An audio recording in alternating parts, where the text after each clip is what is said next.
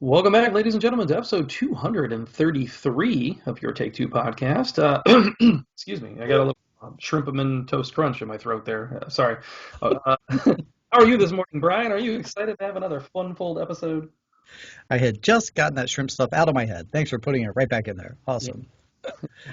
I am excited, brother. We got 5 good reviews for you guys. We have 2 first takes that we're going to chat about today. Tony finished up a couple of other series, and then our big review will be The Father. And I'm pretty sure for you as well, it's the last movie we both needed to check off for our best pictures. Yeah, at least for Best Picture, I think pretty much for everything, really. All the performances and stuff, too. I think we've seen kind of by default from checking out all the Best Picture nominees. So, yeah, I think we're good to go on our Oscar homework now, which is nice. Agreed all around. Agreed all around. Folks, thank you for joining us here at Take Two Podcast. That's Tony. I'm Brian. Thank you guys for watching us on YouTube. We've been rocking this YouTube channel recently. We do appreciate all those new subscribers we have there. But of course, you podcasters, you've been here since the beginning. Share with your friends. Let them know, hey, there's this really cool Hollywood podcast out there you guys should check out. And if you want to check out more of us, we've got Patreon. Patreon.com, Take Two Podcasts. It's as low as $1 a month. You get a ton of bonus content on there. At least 2 podcasts per month. Merchandise, shout outs galore. Shout outs, you say, G Banger, Vaughn, Kevin, Lisa, Ryan, Craig, Roy, Katz, and Chris. You guys are our current Patreons. We need more of you folks. Spread the word. Tell folks what you got, what you have in there right now. While Tony was away, the Cats did play, and I brought back in, not the Cats as in our Patreon, Cats as in Jellicle, Craig. He would. This is true. Craigie, who hosts the T3 Pod Network, he came back again for a second round, and we did Saturday morning live action shows. Drop that. That's in your feed right now. The only way you can hear it, though, sign up for our Patreon. Yeah, and like you were saying, the YouTube, if you ever wanted to know what a 12-year-old boy's bedroom looked like, please get on our YouTube. He actually did make his bed today. Like, I made him clean it up a little bit. So thank you to him for letting us use his studio, as it were. Yeah, and I'm looking forward to a couple other, we got some other stuff dropping. We just talked about our best of 2020. We got what we're looking forward to this year coming. We're going to talk about some best picture stuff next month for the Oscars. So there's lots of good stuff on the horizon, guys. If you ever want to look at what a 39-year-old's room with a 12-year-old maturity looks like, this is... It doesn't get any better. It's just more stuff. Okay, I got to chat with Amanda Maud. See, Amanda Maud is an actress. She's living in London right now, and she played Linda Reed in the Zack Snyder Justice League. You thought we wouldn't mention Justice League. We did 78 shows in a row, buddy. Mentioning Justice League for years, I'm sure, still. Restored the Snyderverse. Broke the record. Oh, we'll leave that. We'll talk about that later. But I got to chat with her, and not only on podcast, but then YouTube form, you can check out that interview either way. She played Linda Reed. Yes, I do ask her if her character comes back later as Girl Archer. You're going to have to listen to that or watch on YouTube to find out the answer. Okay. Yeah, cool. That worked out perfect timing for, being in the zeitgeist, as it were. So, yeah, good interview. I haven't had a chance to listen to it yet. Spoiler alert. So I will get to it. The Realm of Take Two, he dropped his latest episode. His episode for March just came out yesterday as we're recording, so you folks can listen to it. I checked our morning numbers. Quite a few of you folks have listened to it, to be honest with you. It's out there. Very nice. Download that up. Let Roy know how you feel. Buddy, I've noticed the Realm was designed because Roy covers magics and wizards and swords and sandals and whatnot. Awesome stuff. We don't cover that much here, so he spun off. That's totally cool. I've noticed lately he's just like, I'm going to cover cool stuff too. And he had like WandaVision. Everything we're covering. Yeah, Justice League. All right. So it's awesome. So, right. Yeah. The next thing we get is our Dear John letter where he's like, I'm out. I'm on my own feed at this point because I'm doing a great show by myself. Sure. And again, I haven't had a chance to listen to this episode yet, but I want to say that's 3 years now of The Realm, officially with this episode. Because he does one, and that was 36, I think, right? Must be. So I don't know if he even acknowledged that, but I think it's 3 years of him doing The Realm, so congrats to Roy on that. There we go. Thank you, guys. Last thing is our socials. At Take Two Podcast for Twitter, 434-602-1931. You can leave a voicemail there, or you can text that at any time, day or night, and we will get back to you. And then, of course, you can email take2podcast@gmail.com. Follow our pages on Instagram and Facebook. Don't forget Facebook. You have the main Take Two Podcast page. There's also a Take Two Universe. That's our group page. A little more fun, a little more interactive. People kind of chat it up a little more and chat about films and reviews and whatnot on there. Join them both, baby. Join them both. Yeah, they definitely have a separate flavor. And the one, if you're just looking for news and trailers and such, that's where you're going to get it. But if you want to talk and share your own stuff, then go do it on the Universe page. It's a lot of fun. If you're ready, I am, man. Let's get into it. Poll results time. All right, you guys are women haters apparently out there because Our anytime lowest ever, huh? it might be, and yeah, I don't know what happened. I don't know if they're just it was too nichey of a poll, or people just don't really care for Women's History Month. I don't know what you guys are doing out there. Was kind of a little let down, but my poll this week was talking about Oscar directors who have been nominated, who are women. That's interesting in and of itself, and so I put up kind of the three most known ones and said, which of these filmographies do you like the best? Or are you excited for the two new ones who got nominated this year, Chloe Zhao and Emerald Fennell? So it was between those two, got their own little vote, as well as Catherine Bigelow, Sofia Coppola, and Greta Gerwig. Those are the three who are kind of the most known female directors who've been Oscar nominated before. I guess not surprising was Catherine Bigelow wins the poll with 39%.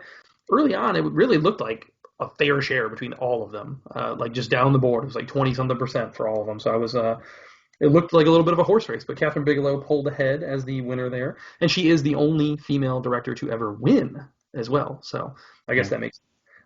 Craig shouted her out on Facebook as well because he's a big fan of the Point Break, so that makes sense.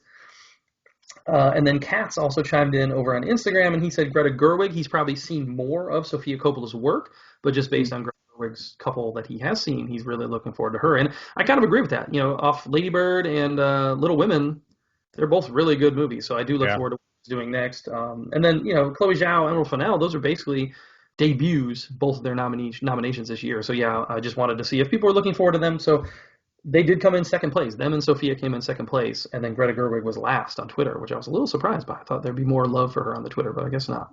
Yeah, that's intriguing. But yeah, so and just for fun, the other two nominees were Lena Wertmuller. She was actually the first nominee, and that was in 1977 for a movie called Seven Beauties. And then also Jane Campion was nominated in 1994 for Piano.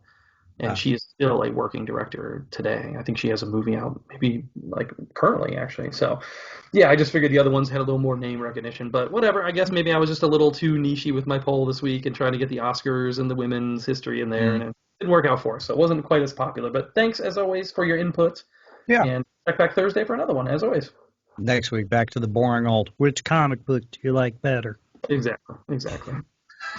Thanks to those guys who participated. Folks, don't forget, you can participate all weekend long and share that. Tell your friends, hey, this is a good poll we got going on here. Spread the women love a little bit so that everyone can vote. All right, review time, and we're going to lead off with The Father.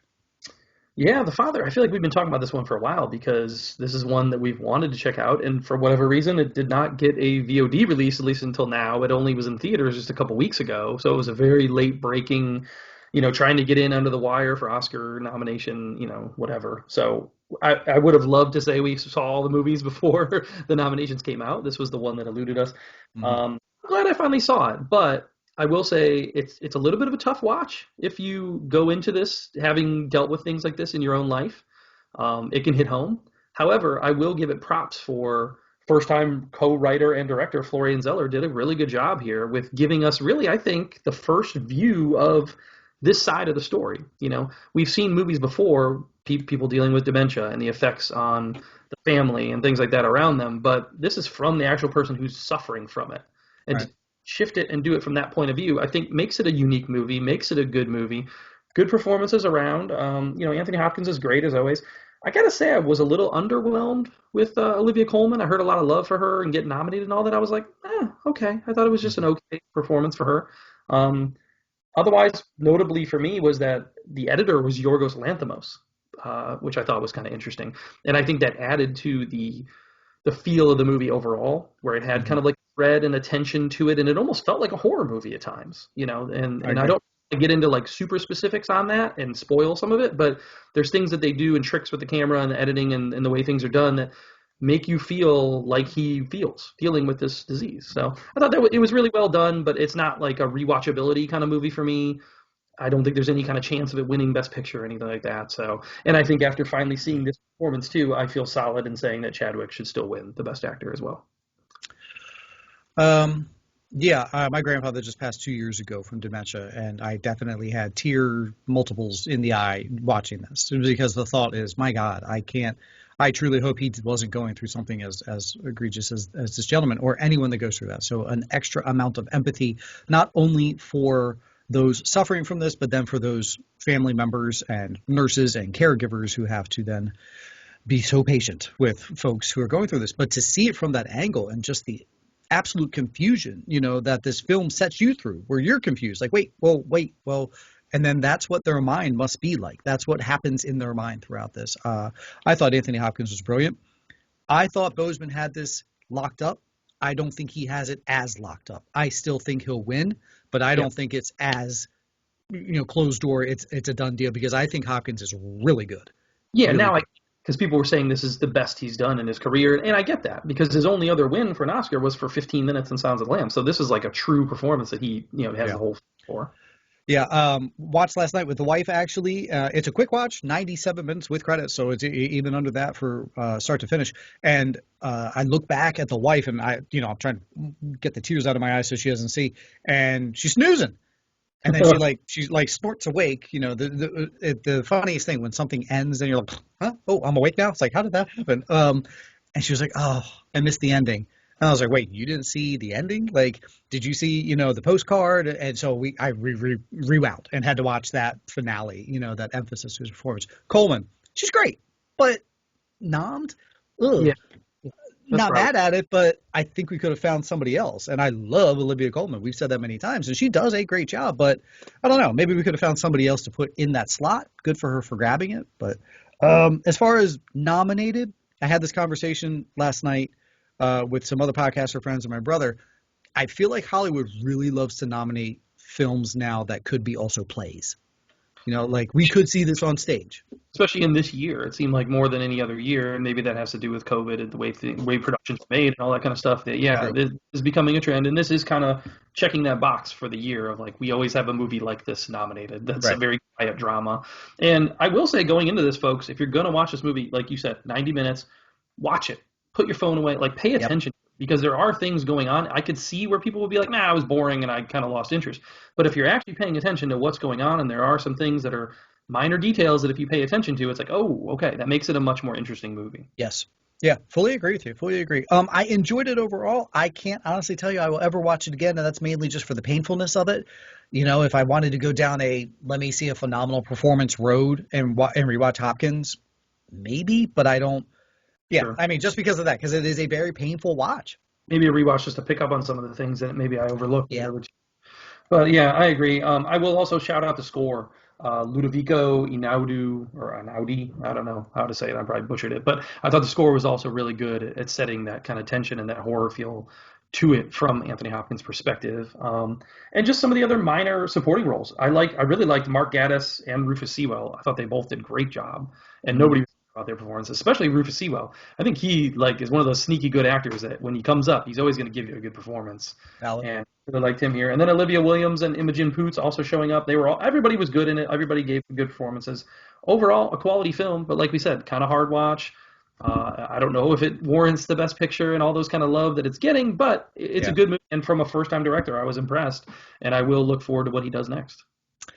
Checking off your got to watch all the best pictures, folks. You're not going to be disappointed when you watch this one. And I would love to hear from you guys. Your thoughts as to, does Hopkins take this away from Boseman? Hit us up on the socials to let us know. And of course, we will talk more Oscar-y stuff getting closer to the Oscars. For now, though, something fun, something you've been on since day one, but I've never jumped on board, even though you've always spoke so positively about it. Superstore.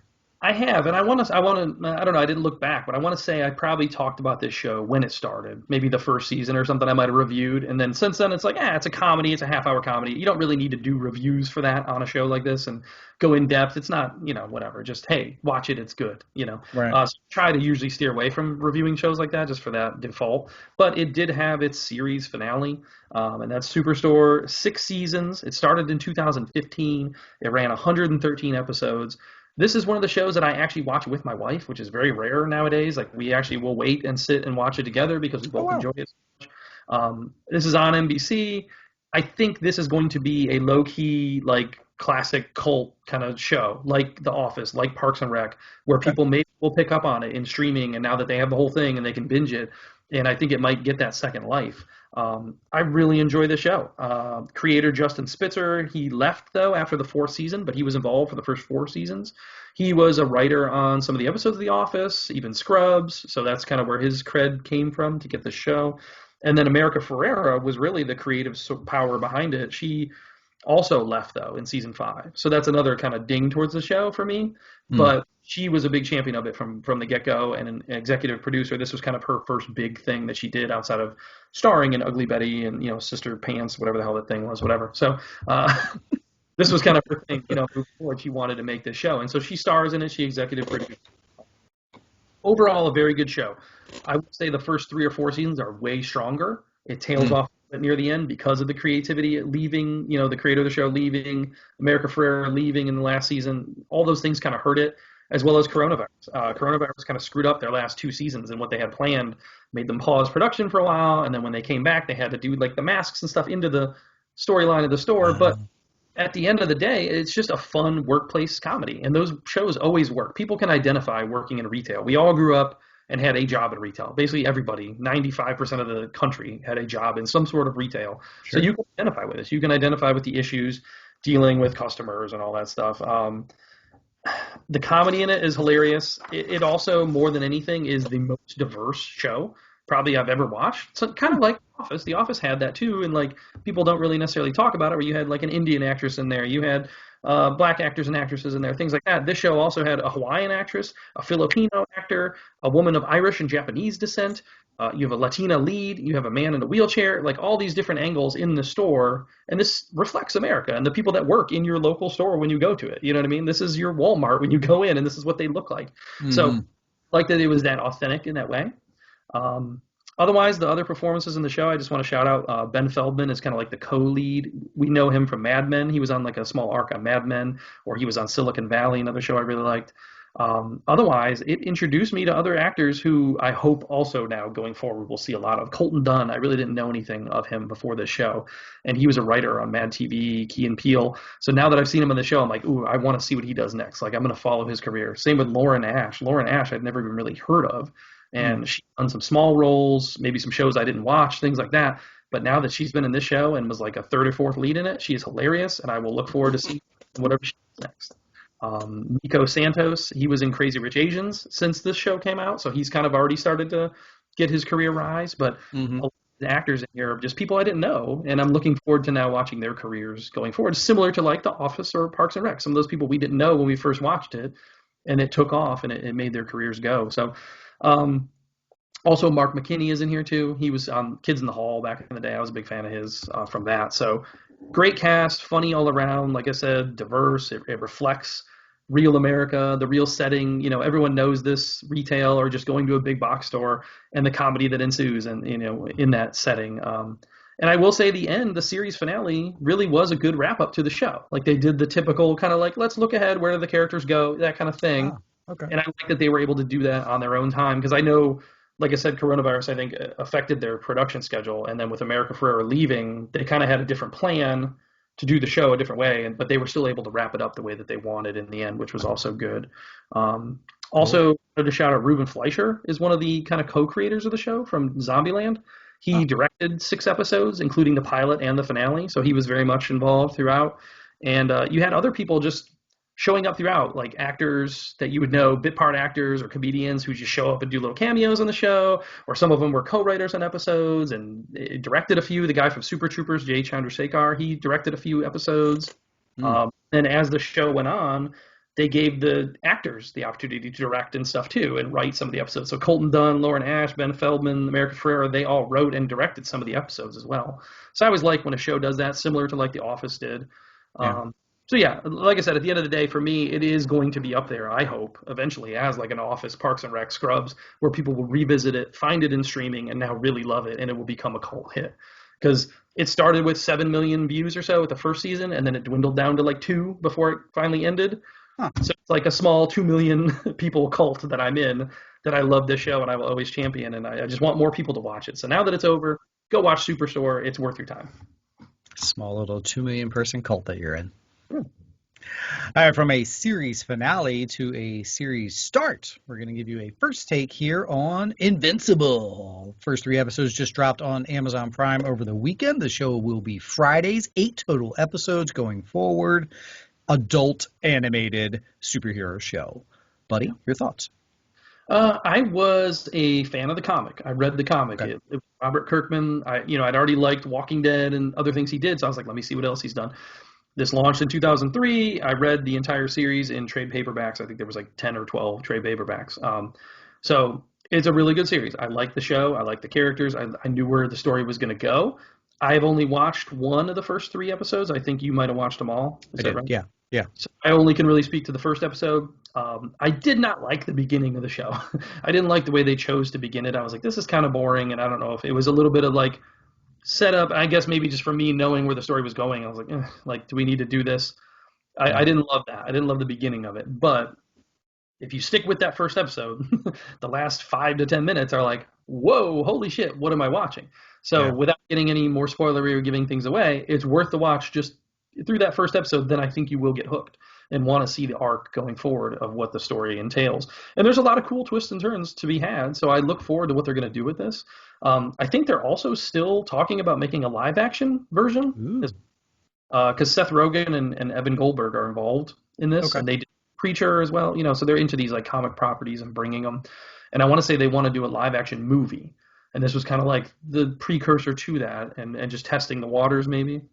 Otherwise, for me, like I said, only watching the first episode, I really only can speak to J.K. Simmons and Stephen Ewan, both giving good performances, voice performances. I haven't really seen enough of the other characters to speak to them, and some of the characters are maybe one off, but Hmm. they have a great cast signed up for voice work. So I was impressed with all the people that are in here, Yeah. and I will say also the artwork is really nice. It looks just like the comic, so they did a good job there. Yeah, I love DC Comics animated films. I think they dominate that market, and this animation was on par with some of their better things. That was one thought that I had. I was like, oh, this looks just as good as these DC animated ones that had the big budget. The cast is absolutely loaded. By the time you get through those three eps, you'll get Mark Hamill's cameo, you'll get Seth Rogen's, you'll get, and you'll recognize their voices. My only issue with going live action is we probably won't get J.K. Simmons playing that role. Uh, And his voice is so distinct for that role now, that fatherly role. I was like, oh, it's very interesting. I did not read the comic, so I'm going into this completely blind, and I'm enjoying everything about it so far. Kind of like let me just enjoy some brand new characters and not try and compare, oh, well, War Woman must be Wonder Woman. Nah, just kind of enjoy these new characters that they're throwing at you. And I love that we're living in this world that is just so superhero centric, where they discuss going onto different teams. Like, oh, you were on the team, the teen fighters, and versus, they're not as bad as, yeah. mhm. So, and they're just like, oh, those guys got their ass kicked by these people. Like little comedy things like that. I enjoy. Definitely like rated R for its goriness. That's pretty much it. There Yeah, might be a word or two in there, but that's it. Like there's no sex, there's no nudity, anything like that. Just rated R for the gory, which is fun. One character gets their head completely crushed in by another dude's hands. And I was like, oh, that was gruesome. But mhm. and to your point with the cliffhanger, pretty much of the first three, all three episodes end on a cliffhanger that bring Sure. you back, and all episodes kind of have like a not necessarily a post credit, just where it's like boom cliffhanger, one little credit, and then another scene. It's like, oh, okay, you just threw me one more on the way out type thing. Yeah. Because when we were watching the first episode, they put the title card up, and it's like 30 minutes into the episode, and I was like, oh, is that it? But then, yeah, there's like 10 plus minutes after the title card, and I was like, what happened? Like that was a kind of a weird Yeah. choice of making it. But I will say, fans of The Boys, I think this is like a step down maybe from The Boys in that level, but it's going to be like that. It's going to be, Yeah. except it's animated, it's going to be that kind of same kind of irreverent and like you said, gore and things like that. So yeah, I think it's good. I'm going to stick with it. One other thing I liked too was that the high school is named Reginald Vell Johnson, and Oh, he's. you took my, yep. Did you know he was voicing the principal too? Did he really? Oh, I missed that part. I saw the title of the high school. I thought that was awesome. Yeah, so I thought that's cool. And then I picked up on John Hamm was in the first episode too. He's one of the like Secret Service at the beginning. Yeah, yeah. I was like, oh, that's cool. So yeah, if you look up the voice cast, you'll be like, holy shit, I can't believe they got all these people to do this. And I want to say I read that the animation studio they use is the same animation studio that Oh, DC okay. for. So it makes sense that the artwork is on par and all that. So Yeah. It's a quality product. I'm hoping it doesn't fly under most people's radar. Give it a shot. Like you said, 3 episodes available now. What is it going to be? 8, 10, somewhere in there? 8 total Fridays it comes out. Okay, so yeah, Prime usually does Fridays, yeah. that's where I'm intrigued to see like what's their plan. Are they going to do multiple seasons, or are they trying to jam like the whole story down into this little thing? I don't know, and I guess it depends on how popular it is. So there were, like I said, 120, 140 issues. So Yeah. there is still a lot of story to Wow. be had if they want to go that way. So we'll see. Maybe they do have a multi-season arc planned. Thank God for Negan choosing who he chose to kill, because Stephen Yeun is having himself a year with Minari and this. He's on the Good on. run for sure. Good for him. Okay, this is unique for us. We don't normally review like reality shows or to that degree, but I'm actually intrigued to hear your thoughts on Nailed It. Well, this doesn't necessarily need to be a full review. Again, kind of like the comedy shows, I don't usually spend a lot of time reviewing them, but this Nailed It is another show that my family has watched. It's like appointment viewing for us. When we get new episodes, the whole family sits around and we love it. There's been 5 seasons, plus they did 2 like holiday seasons, so really 7 seasons of the show, and it never gets old for us. We always enjoy it. It's like a gut-busting laugh every episode. I feel like some episodes are better than others, sure, whatever, but we always crack up watching it. And the gist of the show is that they bring people on who are terrible at baking, and they try to see who did the best out of the terrible people is basically what it is. So they give them these kind of hard projects to do, and then you got 45 minutes to do this, and it's like a really nice thing, and the people do a terrible job. So it's always funny to us to watch, and we've kind of joked about like getting my wife to go on the show, like things like that, Nice. But we love the host, Nicole Byers, hilarious. And then they have the professional chef, Jacques Torres, on there, who they really have a good chemistry together and work well together. So it's funny. And then each episode they bring on celebrity guests. So for this season, they had Lil Rel Howery, Ron Funches, Andrea Savage, Bobby Lee. So a lot of times it's a lot of comedians, stand-up comedians, things like that, or comedic actors that come on. So this was the 5th season of it, like I said, and this time they decided to change it up a little bit, and they made it 2 people. Usually it's just one person, and they bring on 3 people, and those 3 people go against each other. This time it's teams. So now that's why it's called Double Trouble this season. So I actually think they've improved the show, because teams make it better and make it that much funnier, because then now you get a little bit of infighting or people screwing things up, or one person's adding something and the other person's not watching. They add something, they're screwing up the baking stuff because they're not working well together or whatever. So it's fun reality show. It's baking stuff, whatever. You can't really deeper in your review than that, but I just have fun with the show. I love it. So go watch Nailed It. Like I said, there's tons of seasons of it, and this is the latest one, Double Trouble. Lovely. Netflix, right? Yes. Have you ever watched? No. Oh man, I love it. Like I said, the whole family just sits around the TV. Is like, we gotta watch Nailed It. So Okay. Very cool. Since it's Netflix, they drop the whole season at once? yeah, I think this was 6 episodes. It's usually like small bunches. The episodes are only 30 minutes, so it's a real easy watch. And the last couple seasons, they've also thrown every once in a while like a celebrity or somebody as a contestant as well, which is kind of really. So Joey King was on here with her sister. And I like her. She's not like super well known, but a good actress, Emmy nominated, whatever. So it was kind of fun to see them get on there and do terrible at baking. I like it. Yeah. All right, we have another first take for you guys, because Disney Plus decided to give us Mighty Ducks Game Changers, only episode 1, so we can only talk about 1 episode. I do enjoy when we can first take like 3, like what Invincible did. You know what I mean? Because it gives us a little more of a flavor. But we got 1 episode of Game Changers, so here we go. Yeah, now this is going to be 6 or 10. I've seen 2 different things. I know there's 6 already that have been like filmed. Are they doing 10 or is it only 6? Oh, I thought it was 6. Let me double check while you speak. It's going to be longer, but maybe not. Either way, yeah, I kind of wish that they maybe gave us more than just the first episode to get a little bit into it and maybe get to know some of the characters a little bit more. But so far, it's what you expect it to be. It's typical family-friendly, feel-good, kids sports kind of thing.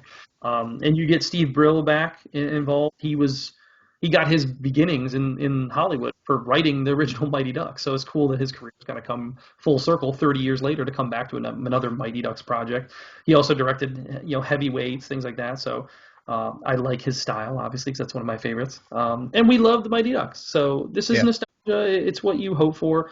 It's not, oh my God, amazing so far based on the first episode. It's just, okay, like Emilio's back, and that's cool. They kind of change it up a little bit with making the Mighty Ducks not the team you're rooting for. Right. So that was an interesting take and a new route to go with it. But Overall, it's fine. Did you have anything else, or? No, it is 10 episodes, so you were right. We're going to get 10 eps, which is good. It had that Mighty Ducks feel to me, like very cheesy but heartfelt. Like I was invested. I was like, oh, I'm enjoying everything. Like the cheese wasn't taking me out because my heart was feeling it. Like it just had that automatic Ducks nostalgia immediately without throwing nostalgia things at me, like Estevez and the other characters. I don't know if I love now rooting against the Mighty Ducks, to be honest. Right. Yeah. Since they're so big and bad. I thought Lauren Graham was solid. Her and her stunt double ice skating. I looked it up. I was like, seriously, she's been playing a mom for 20 plus years since Gilmore Girls, Since Gilmore, sure. and then she's been a mom. Parenthood, The Pacifier. What's it, Dirty Santa or whatever the hell, Bad Santa? Like Oh, she's sure. a mom in everything for the last 20 years. It's insane. I thought the kids overall, you and I put a lot of stock into kid actors. They make or break some things, and of course, this is going to be on their shoulders big time. And I thought the kid actors were doing a solid job across the board. Yeah. We mentioned this in the trailer when the one kid says, "I have more of a podcast body." Definitely Yeah. felt that. Painful sentence. He was actually kind of the MVP of the first episode for us. Like we laughed at him almost every time. That Maxwell Simpkins, he kind of Yeah. steals it as far as. And then Brady Noon, I liked him in Good Boys. I thought he was great in Good Boys. Right. So Right. yeah, he's handling the show here. And then Dylan Playfair is the coach of the kind of evil team, if you Mhm. will.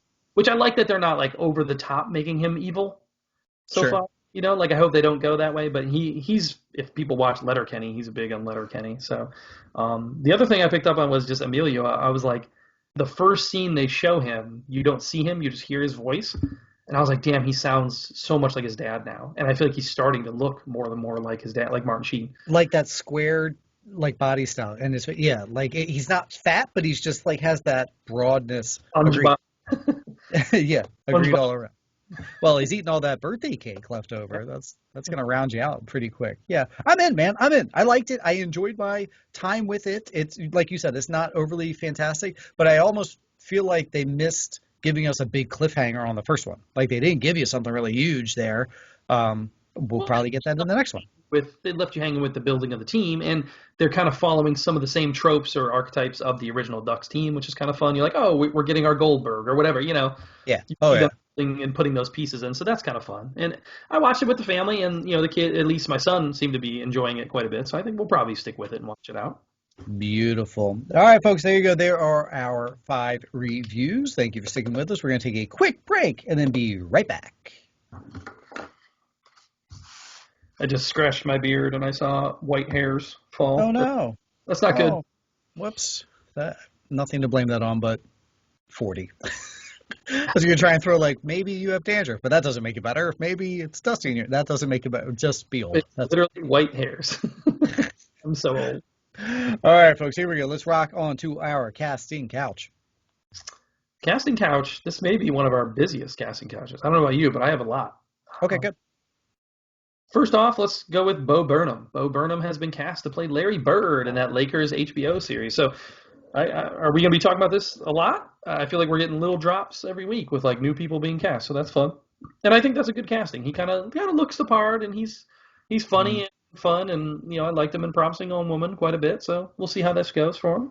Yeah, and you also had Jason Segel thrown into that cast as well. He's going to play Paul Westhand, who is a Lakers assistant coach. Yeah, I didn't see that. Cool. Yeah, so like you just said, they're going to be giving us some pretty good names throughout the series.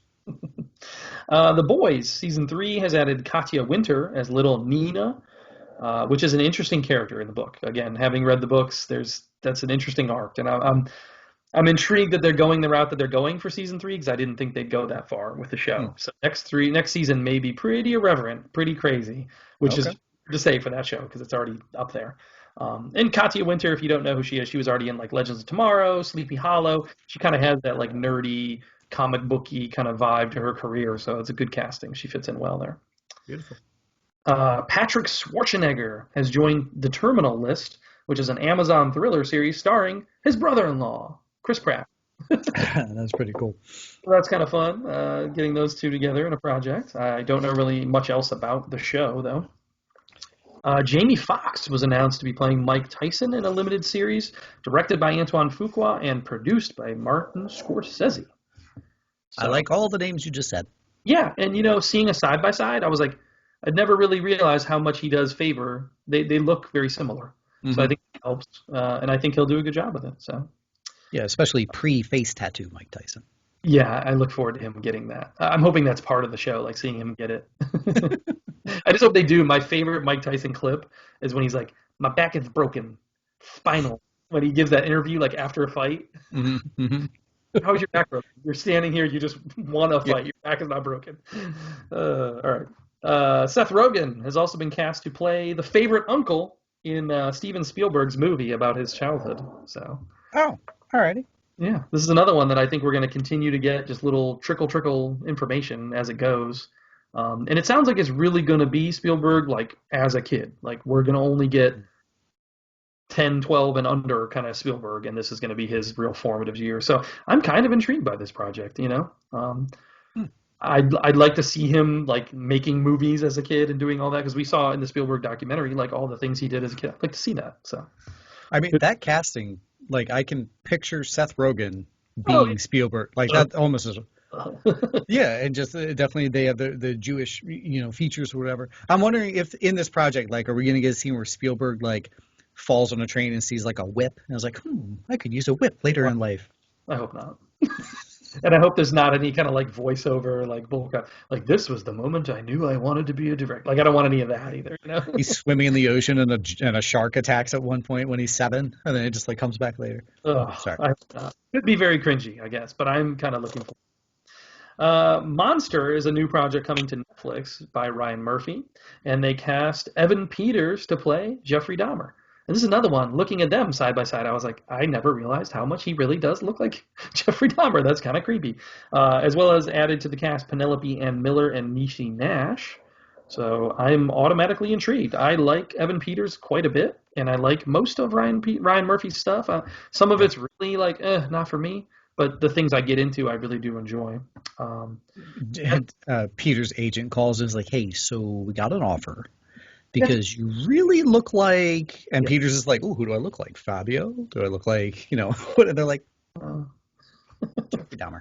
the Ralph Boner movie. All right. Lastly, for me, Zac Efron and Russell Crowe are now replacing Dylan O'Brien and Viggo Mortensen in the Peter Farrelly Greatest Beer Run Ever movie. So it Oh. kind of announced that before, after Green Book won, this was like his follow-up project, and they were going to bring Vigo back. They were going to work together again. I guess not. Now it's going to be Zac Efron and Russell Crowe filling those spots. And they said also in talks is Bill Murray for a possible supporting role. So Did you see the picture of Russell Crowe on a boat? I don't think so. He Not silly. he and I'm pretty sure it's another actor and actress just on a boat. Pretty much bald, big, giant, gray beard, and then he's wearing like a green and red jacket. Buddy, he looks like Santa Claus. Oh well, in Unhinged, I mean, he looks pretty big. So I know they Yeah. said that they like added weight to him, but I think he's pretty big. This picture, like when I saw the caption, like "Holy cow, Russell Crowe," and I was like, "What the?" I didn't. If it didn't say that ahead of it, you don't recognize him. The only other things I had is that Wonder Years narrator. Did we mention this last week? That it's going to be Don Cheadle. He's narrating. No, I think that was after we recorded. Yeah. Okay, I couldn't remember when that fell, but there you go. Don Cheadle will be the narrator for Wonder Years, taking over for Daniel Stern's narration role there. USPS, an Amazon spy comedy, has just cast their lead of Jermaine Fowler. We just saw him in Coming to America, so I like that. He looks like he can be definitely a funny guy. Local talent, Maryland boy. Whoop, whoop. And then Agent Game. We've talked about this in the past. Dermot Mulroney, Mel Gibson, Kate McNamara. They've just added Katie Cassidy to their list. So Katie Cassidy, Kate McNamara, a couple CW veterans getting back together for Agent Game. There you go. Off the casting couch, time for What's in the Glass. What is in the glass this week? Indeed. This is one, buddy, that I've been on the search for a couple weeks, and I'm pretty pumped for. This is Founders. I talk about Founders, I feel like They should be a sponsor. the other glass that I check in is Founders. This is from my time living in Michigan. I found them to be just one of my favorite breweries, and I always enjoyed everything they put out. And once I moved here and was able to get them, I was pumped. So I always pick up their stuff. And they put out these series of bourbon barrel aged beers every year. Oh. Different stuff. They change them up. They're so good. So this is their newest one. It is actually a porter. It's a 9.2% double imperial porter, whatever you want to call it. 9.2%. It has vanilla and maple flavoring to it, and it's aged in bourbon barrels. This thing is insane. So it's called Panther Cub. Um, I rated it a 4.25 on Untapped out of 5. So it's a pretty damn good beer. Goes down dangerously easy. It Mm. almost tastes like you're just drinking like a thin maple syrup. Like you Mm. put a little bit of maple syrup in your bourbon and just delightful. So if you get a chance and can find it in your local stores, Panther Cub by Founders, and it is amazing. I love it. All right, this one I'm writing down, man. Panther Cub. Yes. Holy cow. We really need to contact Founders So and talk about the sponsorship. since we're on video, I'll show you the label just so you can maybe have a look at what Really? you're looking for. So Oh yeah. my glory be that. Every word you just said sounded fantastic. And we do, Founders, folks, Yeah. folks from Founders, Tony drinks a lot of it. Can you sponsor us, please? Right? I know. I'm always drinking their stuff, and I've never had anything bad to say about anything I've had of their beers ever. That's valid. They're based out of Grand Rapids. One of these days I will visit. I've never been able to visit. I've driven by and near, but I never stopped. So one of these days I'm going to have to go. So Okay, so do you want to do that for our 5-year anniversary instead? let's go, baby. Let's go up the mission. Okay. Hit that on the way to the Blockbuster up in Oregon. We're doing a whole cross-country road trip. Cross-country road trip. Yeah, totally cool. Our wives won't mind whatsoever. All right, done with what's in the glass. That was a good one. Time for some trailer talk.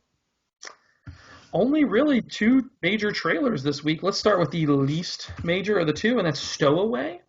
That's coming to Netflix April 22nd. This kind of looks like a sneaky, decent movie that like I didn't know anything about. Right. You know, Anna Kendrick, Toni Collette, Daniel Day Kim from Lost. Yeah. What do you think? What do you think about the Stowaway? It looks all right. Daniel Day Kim spoke English. What? Others.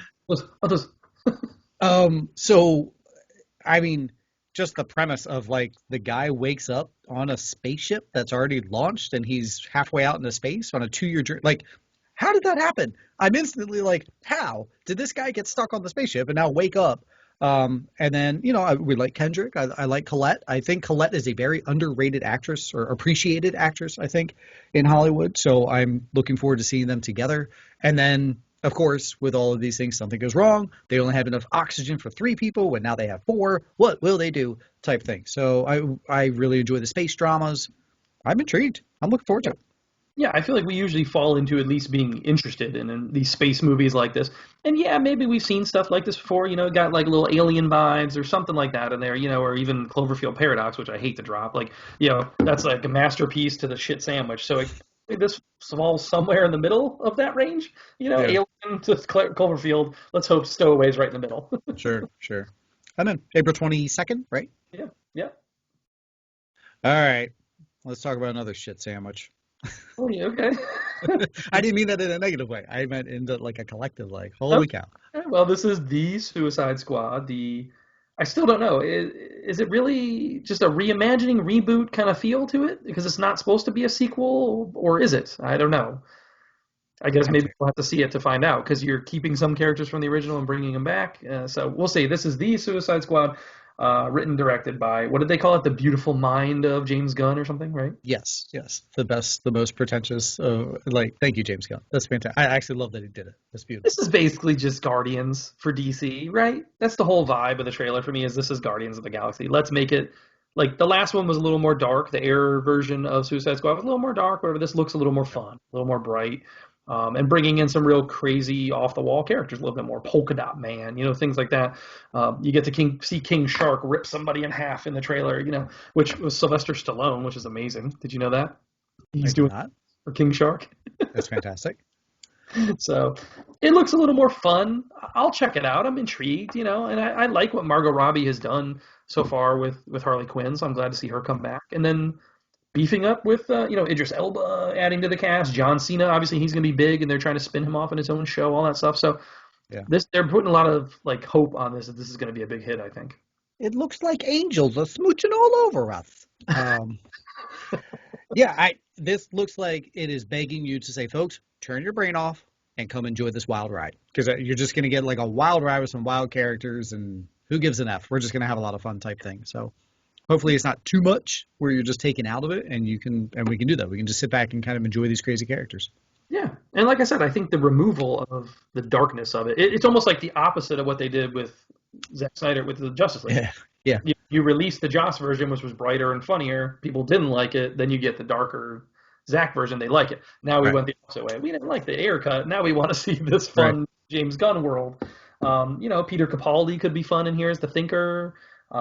Pete Davidson. They added a bunch of people, and then, like I said, the holdovers with Joel Kinnaman and what's his name, Tom Hardy, Jai Courtney, him coming back, Viola Davis. I'm glad they kept Viola Davis. She was good in the original as well. So Yeah. I'm gonna check it out for sure. It's August 6th, and I think it still falls under the HBO Max thing, so we'll be able to watch it at home. So there's another added benefit. If you don't want to go see it at the theater, it's going to be on HBO Max as well. So it's Viola and Margot and Stallone. So these are all Oscar nominees / winners. Like, you've got some heavy hitters in there. You can sell it like that. King Shark. I was like, I never thought I'd see that. That's insane. So, all right, guys, we're going to take another break and be back for the final act of our show. All right, man. This weather is so crazy. Over the weekend, it's 79 degrees the one day. I'm out there getting sunburned, and now I looked at the thing, and maybe Thursday there might be a little snow on the ground when we wake up. Yay, DMV weather. Love it. what is it, third winter? Isn't that what they call it here? Yeah. You get those couple breaks, and you're like, oh, it's spring. Let's start planting shit. Nope, can't do that yet. Same thing. We went to the city on Sunday, I think it was. No, not Sunday. That was yesterday. Saturday. We went downtown, walked around a bunch with the kids, and yeah, I'm like, I have like a little bit of a tan line on my arm, like my cheeks are red. I'm like, holy shit, I got some sun. Didn't even expect it. But yeah, this is my least favorite season. Can we talk about that? Spring? I put Really? spring at the bottom of the barrel. We were talking about this the other day. Summer, automatic 1 seed. No debating there. Okay. I love fall because I think just where I grew up and it's a different season. You get the seasons a little bit more. So I enjoy fall. Plus, you get Halloween, you get Thanksgiving, like all the flavors involved with that. I love that. And then Christmas is in winter, and you get to play in the snow and stuff. So spring, you're the bastard child. Like I don't Intriguing. like sneezing. I don't like being wet. I don't like it being cold randomly after it was hot. Like spring has no idea what it's doing. So it's the bottom of the. I agree with you on summer. Winter for me is dead last. It'll always be dead last. So the Christmas is like the only bright spot. It's just the cold. I do not enjoy the cold whatsoever, so it can't bring me out. It's weird though. As I've gotten older, and this is weird, we're talking about this at the end of March. As I've gotten older, I've enjoyed the throwing on your jacket and your hat, and it's Christmas season-y, like those types of things. But yeah. I guess spring also though we got to consider the sports. Sports kind of coming around. I think that's why I think that's why I put spring ahead of fall, because I enjoy the spring sports season better than the fall sports season. It's fair. Yeah, I didn't consider that. Fair. So, but the arguments for fall are very strong. Hey, this is Take Two Seasons. We did a new podcast. That's Hit a us. sweet poll. What's your favorite? Buddy, and you'll get 150 votes. Who cares about female directors? Nope. What's your favorite season? I don't care. Whatever. We'll push the socials. Speaking of those socials, guys, hit us up at Take Two Podcast. Follow us on Instagram and Facebook, and then Take2Podcast at gmail.com or 434-602-1931. And last thing for that, don't forget ratings and reviews. We haven't got one in a minute, and we would love just a quick 5-star rating, review, a quick little chat about the show. Let us know what you think. How are we doing here over at Take Two Podcast? Ready for some Hollywood news? I'm using my notebook again. You should be proud of me.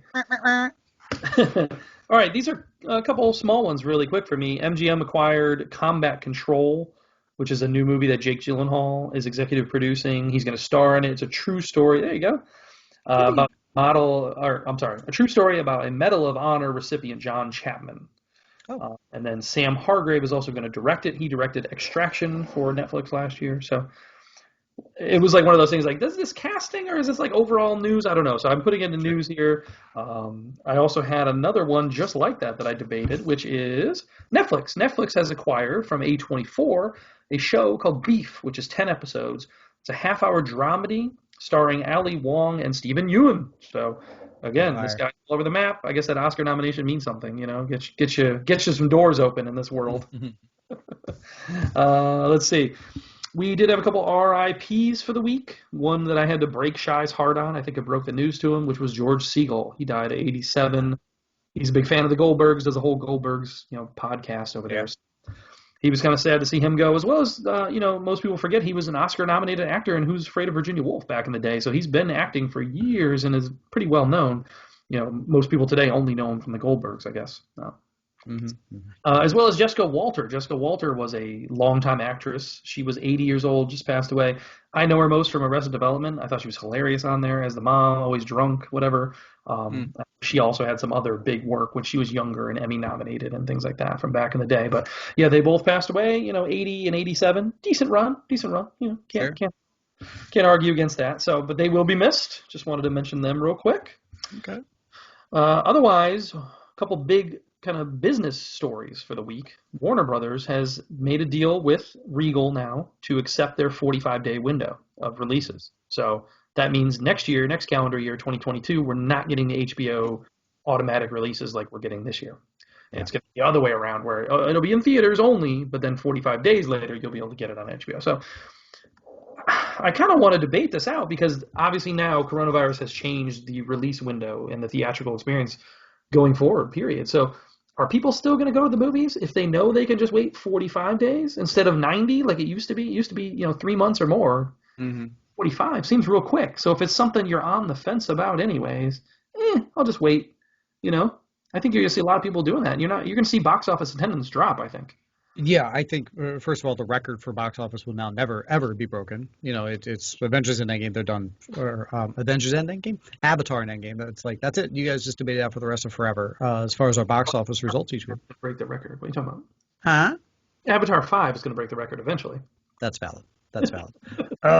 Yeah, I mean, definitely the one thing that we have taken from this is that they have totally changed that window. That window is now forever changed. Are you still there?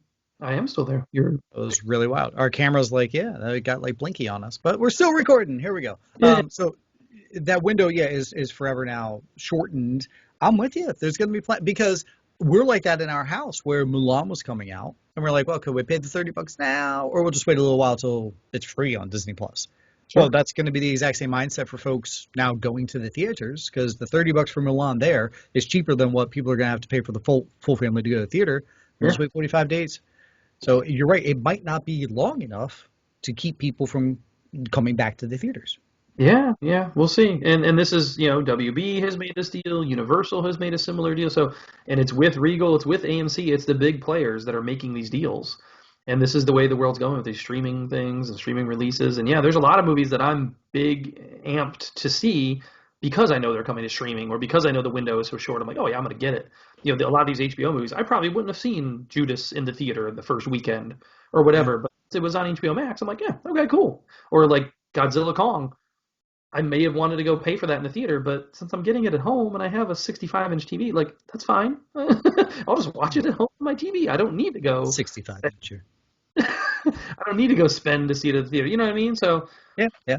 It's definitely going to change the environment going forward. And I mean, who knows how long the impacts of coronavirus and all that kind of stuff are still going to affect attendance. And so I guess at this point, we're just lucky that we still have an AMC and a Regal to be able to go to. So I just reactivated my AMC Stubs card. Did you? I did. Okay. I don't have anything coming out that I want to see yet until maybe May. So maybe I'm going to wait another month or two. I did see in there they will be reactivating everybody's card July 1st regardless. Oh, okay. I saw that they were pushing like, $100 gift card, you'll get an extra 20, and I'm like, not so fast, my friend. I don't know if I want to give you guys money because I don't know if you're going to be a company anymore. Yeah, I was actually thinking the deal should have been the other way around. Pay us 20 and we'll give you 100. All right, last thing for me was Disney. They gave us a huge thing basically right after we stopped recording last week. Yep. Black Widow has now been pushed to July 9th, theater and premiere access, though. So for $30, you can watch it at home. Again, that's interesting to me because they're pushing it to July. Like, are you still thinking theaters are going to be bad in July? Because a lot of these other companies don't think that. They're already putting stuff out. Right. May and June. So I don't know. We'll see. Is Disney the great predictor on this? We will see, indeed. As well as Cruella, they said will now be also available on Premiere Access. Still slated for May 28th, but it's going to get the Premiere Access $30 at home. Because Black Widow was moved, boom, boom, boom, we got to move Shang-Chi as well. So Shang-Chi now moves to September 3rd. Still slated for this year, though. Mm-hmm. I think Eternals and Spider-Man still stayed same, like where they were. So that we still are on track to get 4 theatrical Marvel movies this year. We'll see if that happens. Correct, window. Also moved just to Disney Plus on June 18th with no charge. So similar to what they did with Soul, where it's like, oh, here's this. So it's weird how they're picking and choosing what they're going to give you for free and what they're going to make you pay for. Why? Why are the Pixar movies not? And what is that? I mean, well, Soul was good, but I was thinking, what was before? Onward. I was thinking it wasn't great. But Yeah, it's interesting how they're picking and choosing what. And then because all those things moved, there was some other Fox properties involved that are now Disney technically. So Yeah, Free Guy moved to August 13th. King's Man moved to December 22nd. And then Deep Water and Death on the Nile actually moved to 2022. So we may have just discussed those on our looking forward to 2021 episode, and they got moved to 2022, which is kind of what we thought might happen. So sure. yeah, I think that was it as far as that news there. There was a lot of things shifting around in there, but it's intriguing. I'm hoping by July I'll want to see Black Widow in the theater personally. Sure. So, instead of paying for it at home. But Cruella, May 28th. Okay, maybe I'll just pay and watch it at home with the family. And I'm happy to get Luca at home free. That's good. Yeah, I'm happy on all across the board. I'm wondering whomever was in the Disney office saying Black Widow, hold on, Black Widow, hold on, Black Widow, hold on, and then eventually they're like, ugh, all right, push it to July, so maybe you can still give me some theater, and then we're going to put it on to Disney Plus. Yeah, It's just wondering that conversation because now it's been 18 months of this pushing with that yeah, film, yeah. and then the connected issues that come with that film, that we don't know about yet. So Yeah. It sucks that there's a couple movies that eventually we're gonna see, and it's like, man, it's been like 2 years. Like almost the way we felt with Wonder Woman '84. It's like by the time we finally got it, we were like, okay. Like I sure. wonder if that's what we're gonna feel with Black Widow or Quiet Place or these other couple movies have been moved and moved and moved, and it's like, all right, finally we're getting to see this. My anticipation was built a year and a half ago for this. And such is, and again, folks, you're going to be getting the 2021 preview coming up shortly, and like when we were going through the list, and I was thinking like Top Gun and Ghostbusters and I was like, oh, that's right. Like they've almost drawn it. 19 or earlier. So Right, right, right. So, yeah, the only other things I have, one is a rumor that we have been chatting about for quite some time, and this has been Disney Plus. Remember, some fanboy out there said, "Hey, Sebastian Stan would make an amazing Luke Skywalker."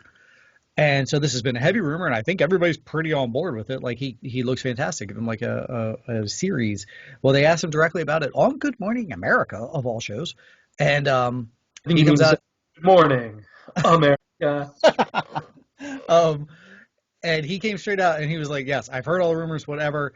If Mark Hamill calls me directly and gives his blessing on the character, then we'll talk about it." That's So fair. That's fair. I mean, I don't know if Hamill will call him directly, but he might put something on Instagram. He loves the social media. that's true. I That's bet you he's he'd sign off on it. I bet you he'd be up for it. probably. It'd be great if Hamill calls him doing the voice of the Joker, though. Yeah. It's like, hey, Nice. this is Mark Hamill doing his purchases. The only other thing is, all right, we have another option for our fifth birthday, buddy, because we've talked about doing, a big theater rental thing, which is high on the list. Maybe going to Blockbuster, maybe going to Founders. What if we just wait not even a full month till Thanksgiving and go to San Diego Comic Con, I saw that Thanksgiving, huh? That's interesting. November And they're going 23rd and 25th, to thing like a real convention like they usually in do. person? They say in person, full blown, everything good to go. I mean, See what has to say about that. we're Southern California in November, so I guess they're looking at the math, and this as right now. Normally, folks, this is in July. July is normally San Diego Comic Con, as most of you guys already know. So they said this year's, last year's the first one they canceled in 50 plus years Yeah. since they've had it. So it's an option.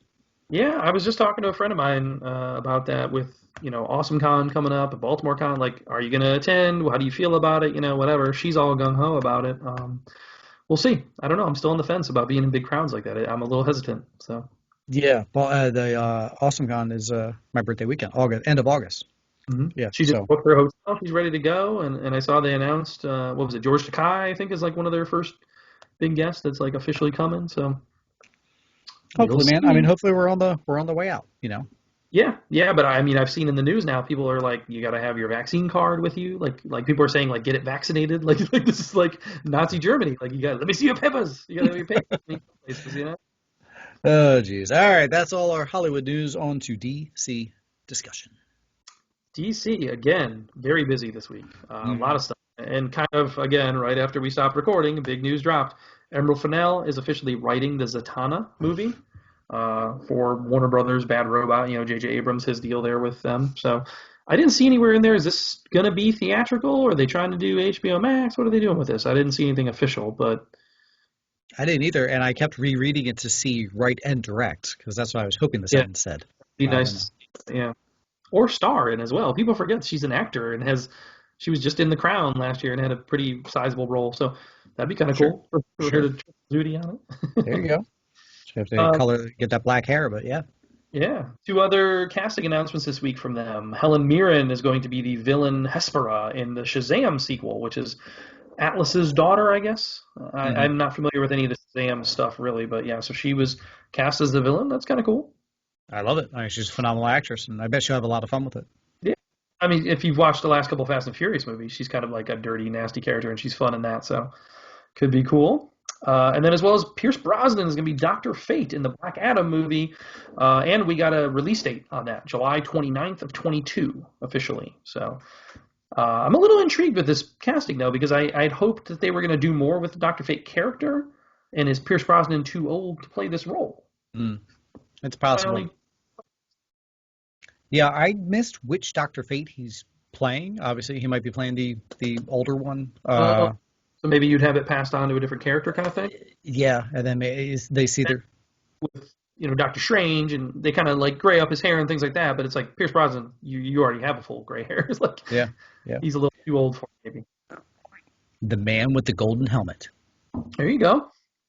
All right. Also, Ron Livingston has been announced to replace Billy Crudup as Henry Allen in the Flash movie. So we've talked about it numerous times. Is this Flashpoint? Is that what they're going to explain it? Oh, my dad looks different because it's a different timeline or whatever. Maybe. True, they could do that. Yeah. But I think that was it as far as DC for me. Did you see anything else? Only the other thing is that they broke the record for the most trending hashtag of all time in one day. That whole restore the Snyder. This is okay. So I do want your opinion here. Okay. Monday, WB comes out, big statement. We're done. That completes his trilogy. Zach signed up for all this, and then they jib jab about these characters and try and wax poetic. But then, all done. His trilogy is over, which is baloney in its own right because they've come out and say that we signed him to a 5-year whatever. Yeah. Do you think they made that statement? They had that ready to rock, like they were ready. Like we know Monday morning we're going to come out and say you're out. Or do you think Zach putting in that post-credit scene might have swayed them? Like because that was obviously him jabbing them, like fuck you dudes, I'm good. I have more and I need more.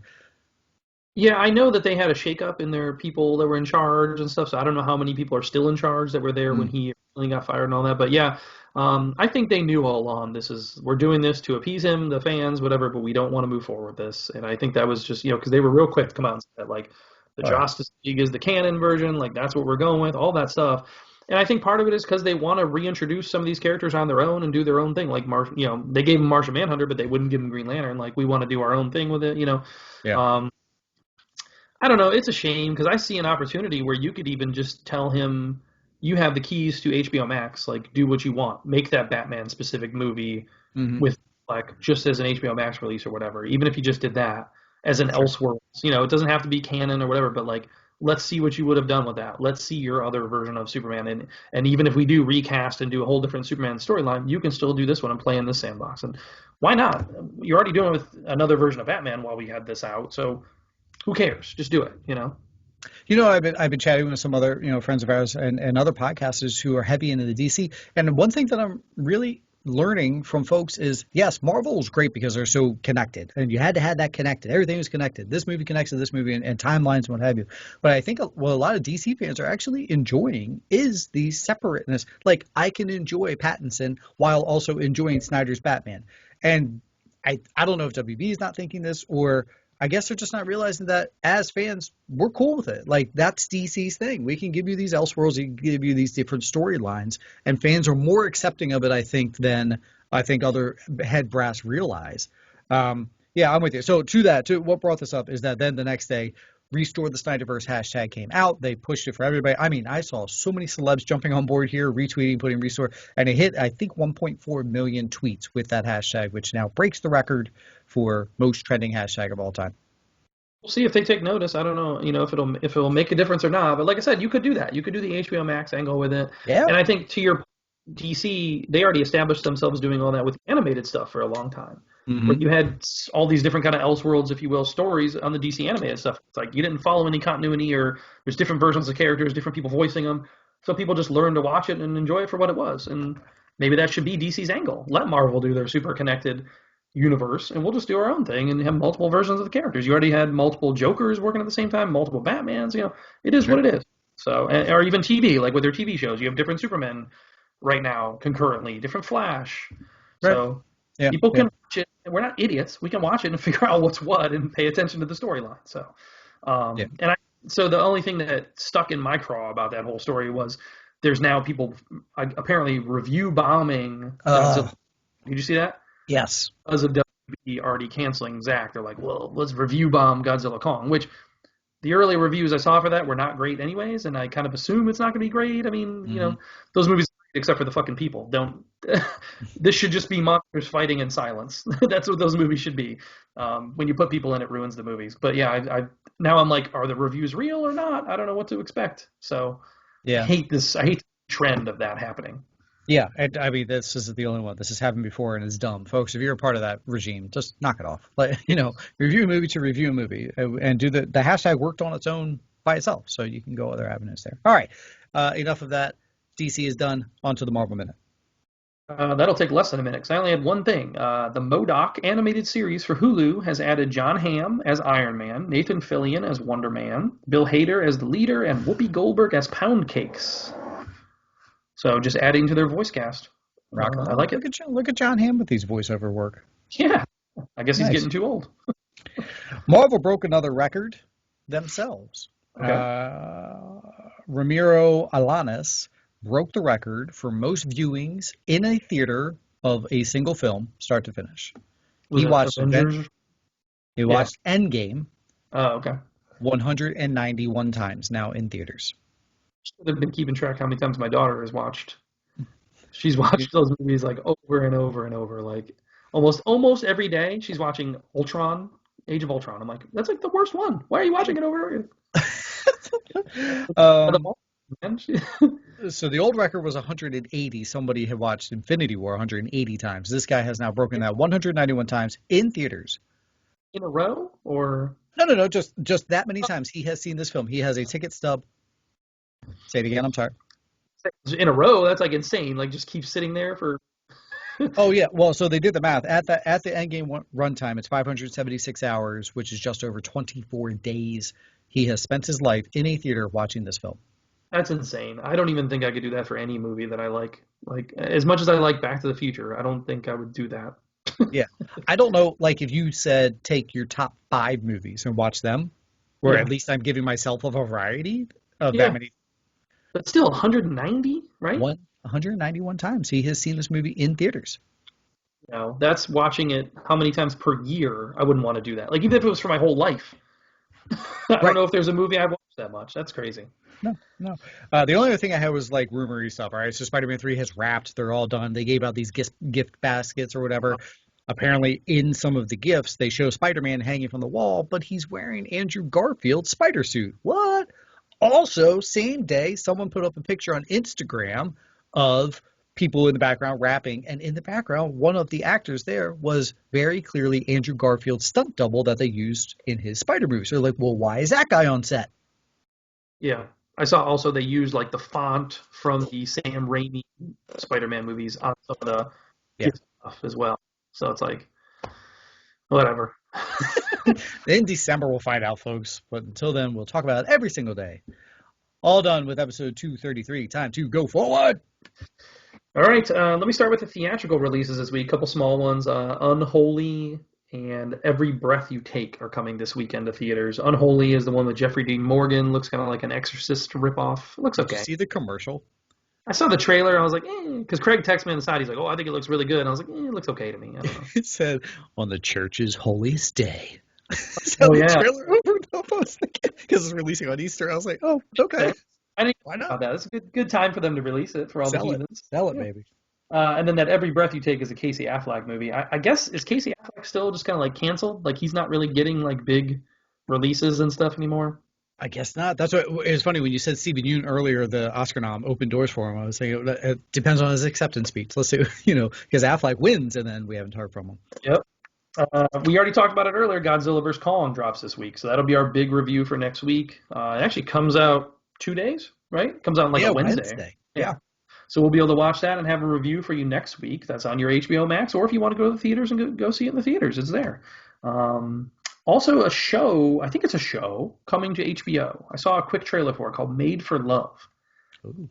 This is with the girl from Palm Springs, Christina Milioti. Okay, I like her. It's coming out this week on April 1st. So I'm going to check that out. At the very least, we'll have a first take, or if it's just a standalone, I'm not sure. I thought it was a series. So maybe a first take on that. There's a show coming to Netflix called The Serpent, which was already aired in England. It was like a BBC show. It's now coming to Netflix. This stars Tahar Rahim, who I really liked in The Mauritanian. So it looks interesting, like a spy kind of thing, maybe from the 70s, like a little period PC. I may have time to check that out and give you guys a review on that as well. And then Netflix is getting Concrete Cowboy this weekend on April 2nd, which was a big Sundance hit. Idris Elba. So hopefully we'll get a chance to watch that and give you a review next week. So at the very least, Godzilla Kong, Concrete Cowboy, Baby Made for Love, Serpent, get some first takes, whatnot in there. So there's 4 things for you to look forward to next week. And just to mention also the SAG Awards are this weekend on the 4th. So before we record again, we will have the results of those. Woohoo! Take Two Podcast Wise, guys. You have the poll that comes out on Thursdays. Make sure you jump on there, share it with your friends, let them know to vote on whatever we come up with for this week. And then this weekend, Spotlight is back. And I'm really excited for the Spotlight. It is a big fan favorite of ours, and I think it's going to be a lot of fun this episode. Let's see. He's related to Francis Ford Coppola. That's your hint. That's a hell of a hint. That's a big hint. But not everybody knows that yet. All right, so that drops on Sunday, so you'd be ready to go there. The only other thing that happens this week is opening day of baseball, baby. Woohoo! Which means it's the final day of our 40-day sports. Woohoo! Yeah, which has been fun. I've been enjoying kind of posting along with you and enjoying maybe half of your picks or some of my favorites, of all time. So, and just to see other people chiming in and what they like and what they don't like as well. Agreed all around. Phenomenal show, pal. Folks, hit us up on the socials. Ratings and reviews do mean a lot. And don't forget to join our Patreon, patreon.com, Take Two Podcast for episode 233. Have a great night, everybody. See ya.